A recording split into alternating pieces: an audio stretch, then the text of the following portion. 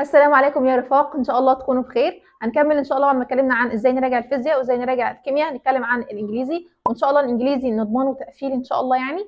الانجليزي بتكون ماده مفتوحه شويه، ولكن كشكول الانجليزي كان ساعدني جدا زي كشكول الفيزياء، بس الفيزياء تكون اكتر شويه، ولكن كان ساعدني برضو. وانا منزله لكم كشكول كده كده على التليجرام. ودلوقتي عايزين نتكلم عن بالظبط زي الامتحان بتاعكم ازاي اكتب الاسي، وانا كنت بعشق جدا حاجه اسمها اسي يا جماعه بجد. ولو تانية ثانيه كنت بكتبه حلو قوي، وان شاء الله هنتعلم بالظبط بالخطوات ازاي نكتب اساي في الفيديو ده، وهنعمل ازاي نحل القطع، وخصوصا الكلمه اللي انت مش عارف معناها في القطعه ازاي تعرف تجيب معناها وتختارها صح ان شاء الله. ازاي راجع الانجليش بقى كمجمل من يونتس وجرامر. وكمان اكتشفت ان انتوا عندكم قصه، والله انتوا عيال غلابه قوي والله العظيم يعني احنا ما كانش عندنا لا مقال ولا قصه ولا عندنا اي حاجه. وزي ما طلبتم على الترجمه نخلي كل فيديو واحد، واحاول اختصر، يعني انا مختصره جدا وان شاء الله مش هبقى طويل عليكم ان شاء الله يعني. يلا بينا.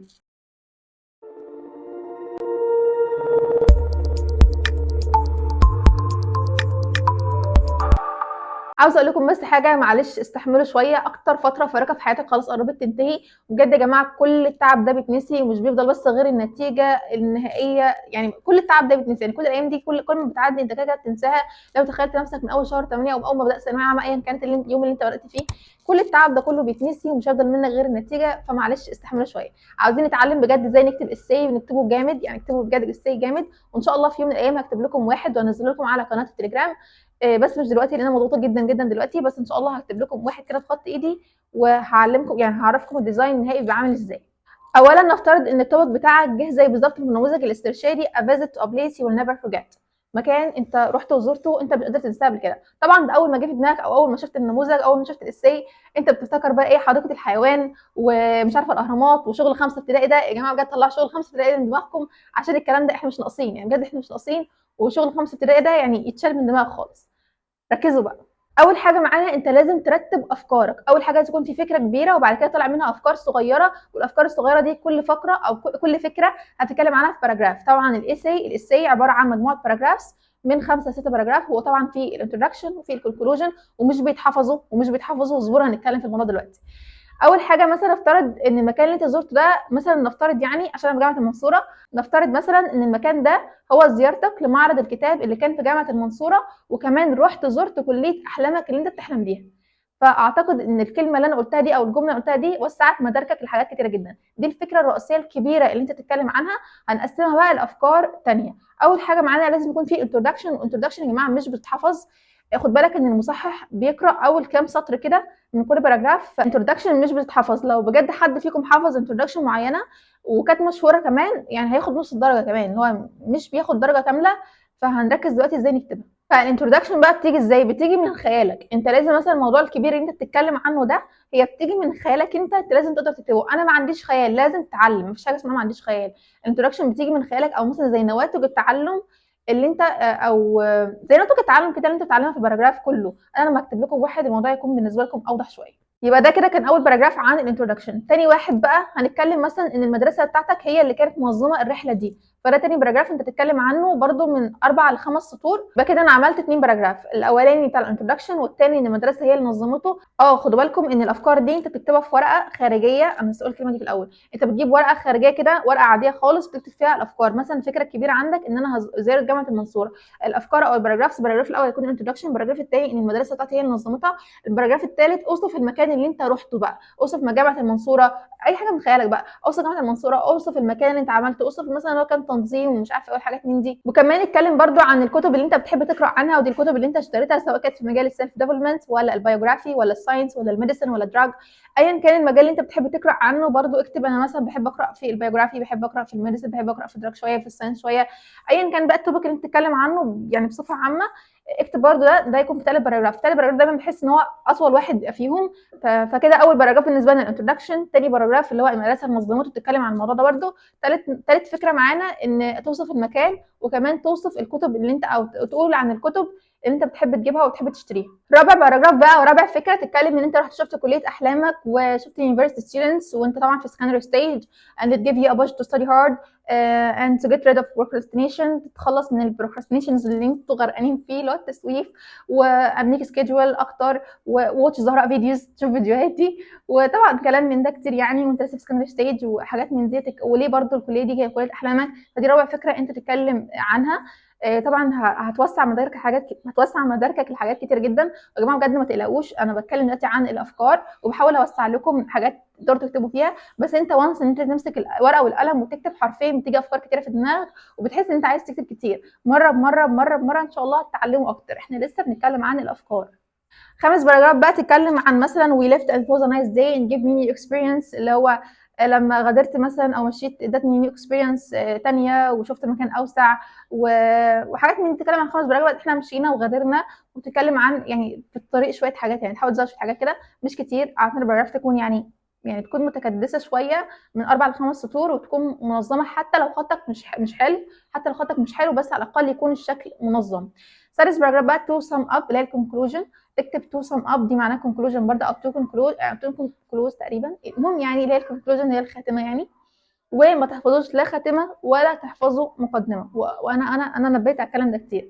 الخاتمه تتكلم فيها زي نواتج التعلم، يعني انت مثلا يعني اتعلمت ايه واستفدت ايه. I need to thank my school to this to this trip مثلا to this trip او to visit this place it gave me a push مش عارفه ايه وحاجات من دي كتير اللي هي يعني تو سم اب اصلا بتبقى سطرين مش اكتر.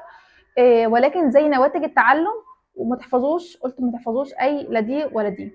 وعلى فكرة برضو كمان ممكن تقولوا I got rid of pressure while I am in the last year of secondary stage. أنا في آخر سنة في secondary stage، فدي خلتني أتخلص من البريشر اللي عندي. كانت تراب حلوة دي في التو سم أب يعني، بس ما قلتهاش نسيت أقولها وبس يعني. طب دلوقتي خلصت كتابة الأفكار ولنفترض إن هي في الورقة دي وأنت خلصت كتابة الأفكار بتاعتك، هتبدأ بقى إنك تجيب الورقة برضو كبيرة يعني او الكشكول بتاعك. مش هيبقى لو اول مره تكتبه في الغالب هيبقى ورقه مش كشكول لانك هتحتاج تنقله تاني.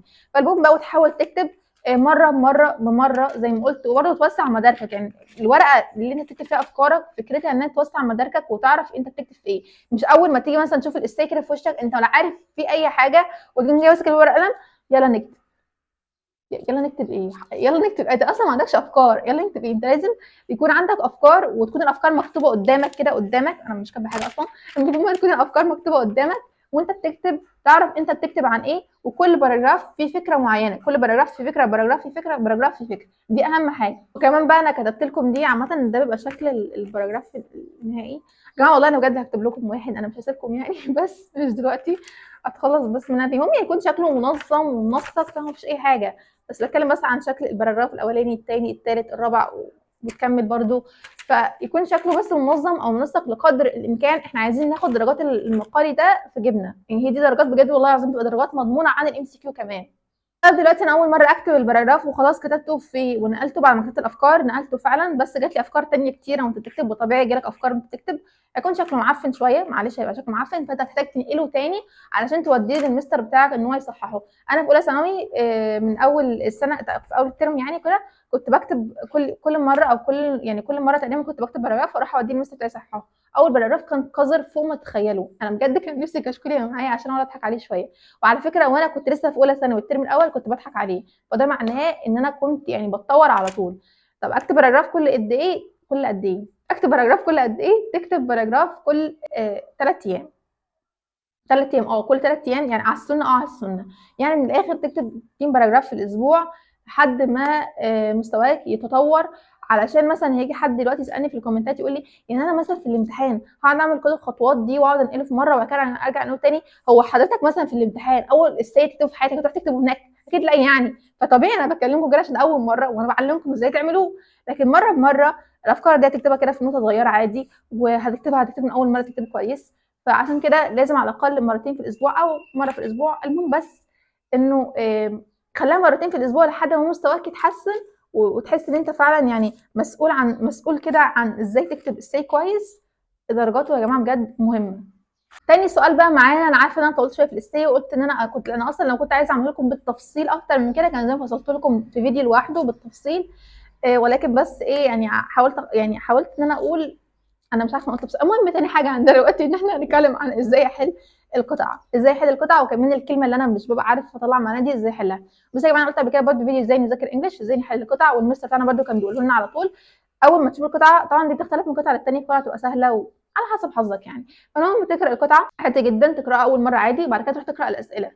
لو عرفت تحل سؤال من اول مره قراتها مفيش مشكله خالص. بعد كده ترجع تقرا القطعه مره ثانيه وضروري تعملوا كده بجد تقرا القطعه مره ثانيه وبتركيز، وانت بتقرا قطعه تحاول تطلع الاسئله اللي انت قراتها. انت قرات الاسئله قبلها وانت تقرا قطعه المره الثانيه تحاول تعرف تطلع الاسئله، فتحل كده وانت بتقرا وشويه كده يعني. بعد كده خلصت قرات قطعه المره الثانيه، حليت بحل بقى الاسئله بتاعتي، خلصت اسئله. جالي سؤال اللي هو الكلمه انا مش عارف معناها، ازاي اعرف معناها من الاختيارات دي؟ انا بقى كنت بعمل ايه؟ دي محتاجه سنس، فركزوا معايا بقى. انت السطر اللي في الجمله، الكلمه دي، السطر اللي في الكلمه دي، عارفين الجو النفسي العام اللي هي في العربي دي بالظبط كده، تعرف الجو النفسي العام للقطعه، هل هي فرح، هل هي حزن، هل تتكلم عن الرياضه، هل تتكلم عن تشويق مثلا، تتكلم عن زياره. فالمهم او السطر يعني السطر ده تعرف الجو النفسي العام بتاعه ايه. من الاختيارات انت تستبعد اختيارين على اساس ده، هتلاقي مثلا كلمه معناها وحش او كلمه معناها مش لايقه. من الاخر انت تستبعد اختيارين على اساس الجو النفسي العام، وعلى فكره هتمشي معاكم، هي هتمشي معاكم، انا كنت اعمل كده. طيب بقى معايا تانيين اختيارين تانيين مش عارف معناهم، شغل السنس اكتر، شغل السنس اكتر اكتر واكتر، واقرا السطر ده تاني وحاول تختار واحده منهم، وحتما هتطلع صح. انا كنت عاملها كده وكانت بتطلع صح. بعد ما تخلص الحاجات دي والسنس بتاعك، تروح تبحث عن جوجل ترانسليت، وفي الغالب بجد هتطلع صح. انا كنت بعمل كده بتطلع صح. شوف الجو النفسي عام، حاولت تستبعد 2 ل3 كمان، احيانا تطلع من اول مره وتستبعد 3 واختار ديت على اساس الاستبعاد. حاول تحلها بالاستبعاد وحاولت تحلها بالسنس. انت في الامتحان مش هيكون معاك جوجل ترانسليت، وما اعتقدش ان انا ممكن تيجي في الامتحان، او يعني انا مش عارفه، انا مش فاكره، ولا كاني قلت اي حاجه. هقص الحته دي او ممكن اسيبها، مش عارفه. فالمهم يعني شغل السنس في الجزء ده جدا، وعلى فكره بتيجي والله بجد بتيجي، انا كنت اعملها وكانت بتيجي معايا عادي. السؤال بقى اللي بعده، ازاي راجع الانجليش كمجمل اليونتس بتاعته من الكلمات الوردز او الجرامر. بصي انا الكشكول بتاعي هو ده الكشكول، بس انا جبته خلاص. المهم يعني الكشكول بتاعي انا هو مش معايا دلوقتي. الكشكول كان بجد بيوفر عليا جرامر كتير، هو ما فيهوش جرامر يونت 5 اصلا، ما كتبش فيها حاجه يونت 5 ديت، ولا حد يسالني عنها بصراحه، ما حدش يسالني عنها يا جماعه. يونت 5 ديت وحاجات بسيطه تانية انا مش فاكراهم بالظبط، بس في حاجات بسيطه تانية مش موجوده، بسيطه جدا يعني. بس الكشكول يعني بيوفر عليا حاجات كتير. اولا انا ما كنتش بحب اسلوب الكتاب في الشرح، ورقه كتيره وصفحه كتيره، في حين ان الكشكول بيلخص عليا وكل حاجه موجوده فيه، وبيلخص عليا الورق والصفحه دي كلها، وكمان باسلوبه يعني اسلوبه كويس، وكنت بنقل على طول المره بتاعي، فبجد تحفه. ولو عايزين تذاكروا منه يعني انصحكم، هو بشده زي الفيزياء بالظبط، يمكن الفيزياء اكتر كمان، الفيزياء منهجها اكبر. ده بالنسبه للجرامر، فضروري ان انتوا وجماعه الجرامر يتحفظ، الجرامر يتحفظ، والانجليش محتاج مذاكره، الانجليش بجد محتاج مذاكره وحفظ، مش محتاج فيديو شرح، مش محتاج شرح بجد، الانجليش محتاج مذاكره. بالنسبه للكلمات، عارفين الكي ووردز اللي بتبقى فوق ديت، اللي هي الكي ووردز دي لو جت في الامتحان هيجي منها، يعني لو الكلمات جت في الامتحان هيجي من الكي ووردز اللي فوق دي، فتركز تركيزك الكامل عليها والقطع عليها. انا ما سمعتش شرح يونت زي ما قلت كده بالظبط، الانجليش محتاج انك تقعد تذاكر وبجد تذاكر، يعني الجرامر يتحفظ عشان يتحل عليه كتير، واليونت الكلمات تتذاكر تتحفظ عشان برضه تحل عليها كتير وتثبت المعلومه. فالانجليش محتاج انه يتحفظ. ممكن عايز تسمع شرح، ممكن تسمع الجرامر، مفيش اي مشكله خالص، عايز تسمع الجرامر مفيش مشكله. على ما اتذكر مش فاكره، كان المستر بتاعنا كان قعد لينا شرح الجرامر تاني، بس انا كنت بغيب، بالنسبه بقى تقعد من الدروس ولا بتغيب، انا كنت يعني في رمضان احنا كنا بنراجع في رمضان، طول رمضان كنا بنراجع فيه اليونتس، فكنت بغيب شويه، كنت باخد من زمايلي وكنت صح، بس ما سبتش الدرس. تفرق انت لو سبت الانجليش في الاول في اول مراجعته هتهبله. الانجليش ما يساب، يعني اللغات بصفه عامه ما تسابش كده في اول مراجعتها، لازم على الاقل تراجع اليونتس كامله مع المستر بتاعك، وبعد كده ممكن تحلي معاه شويه شوامل شويه كام بوكلت كده، وبعدين لو انت عايز تقعد في البيت تاخد كل المذكرات اللي هم بيحلوها. انا كنت بعمل كده، كنت خدت كل المذكرات اللي هم كانوا بيحلوها كنت جايه معايا، كنت اخلي مثلا حد من زمايلي حد بيروح الدرس، اقوم جايه مصوره منه، اقوم جايه مصححه اللي انا كنت بحله. لكن حوار انك تهمل، وطبعا الجداول اللي انتوا شايفين عليها 50 مليون مره هتنزل ان شاء الله كمان فيديو او فيديوهين، مش عارفه امتى بالظبط، بس انا لكم ان شاء الله هتبقى موضحه الموضوع ده اكتر.